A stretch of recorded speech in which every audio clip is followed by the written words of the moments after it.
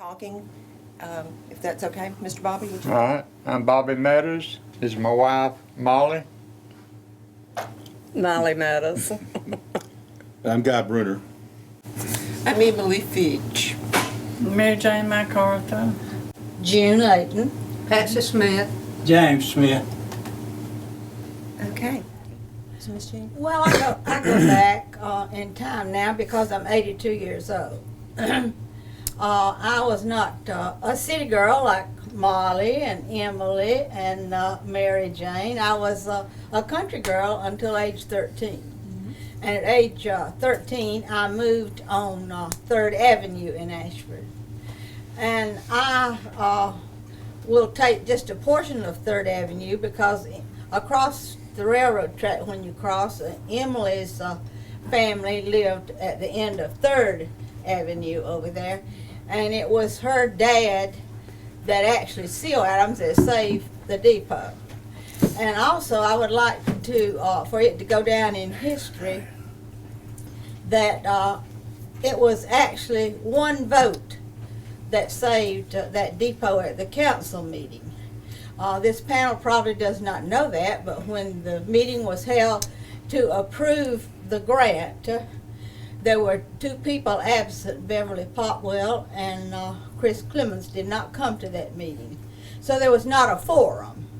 So Brian Holloway was in the bed, sick. He'd had, I believe, dental surgery. I'm not sure, but he was in the bed. All right, we had until 12 o'clock the next day to get that grant to Montgomery for it to go through. So the next morning, Brian Holloway got out of the bed, came to the council meeting. John McIntyre, who was sick before, got up and came and cast his vote for. So they had a forum. And Jim Burgess got in his vehicle and drove that grant to Montgomery to get there before 12 o'clock. Or that depot would have been demolished. So I'm saying that's how close we came, and that needs to go down in history to know that your vote does count. One vote, isn't that right, Molly? Absolutely. Our registrar over there, Molly. But the Depression, the Great Depression hit in 1929.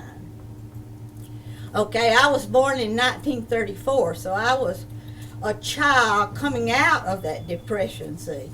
Well, the city of Ashford was already in a transition from the turpentine lumber industry. We had already sawed up all those beautiful pine trees, and now we're into the era of plowing up the ground and becoming sharecroppers. And so it was the sharecropper group of people who actually became the soul of the town of Ashford. We were never a Eufaula. We were a agricultural sourced out community, you know.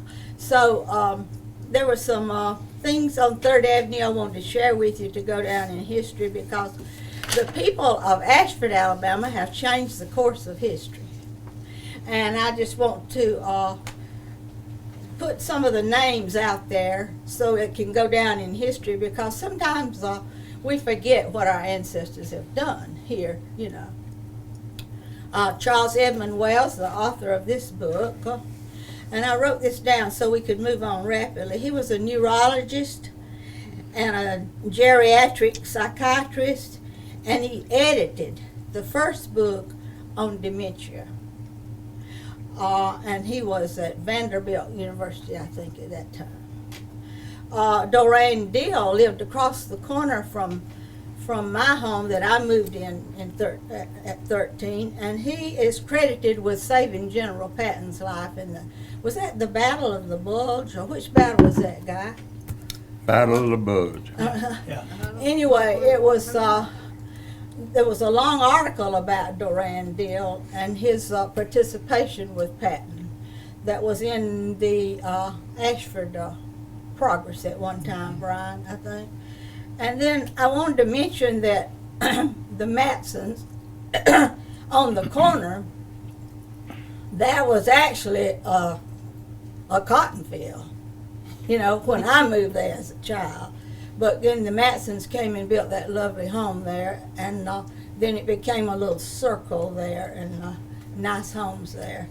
But I wanted to say that the Matsons' son-in-law, Ricky Lovell, who is the product of our Ashford community, Ashford High School, had his own nuclear sub, and then later commanded a fleet of nuclear subs off the coast of Florida. And I don't think you'll find very many more men that understands the working of a nuclear sub. You know, so I just think that's outstanding. That's over from 3rd Avenue. And then there was Mr. Solomon Baxter that lived down the street, and he actually put the Houston County schools on a high level. And then there was Ren Burkett that lived across the street from Solomon Baxter there on 3rd Avenue, and he retired as the commander of troops on Guam. And then let's see, I'm not sure, can y'all think of anybody else on 3rd Avenue? Guy or Emily? I mean, I think this is outstanding, just this little segment, you know. And then if you turn and go up the street, you get into the Welleses and the Fellows, you know. And Hugh Fellows is buried at Auburn, and of course his sister just died at 103 years old, and Hugh Fellows was on the board of engineering at Auburn University and is buried at Auburn, and he is credited with having built one of the first frameworks for launching a rocket. You know, did y'all know that?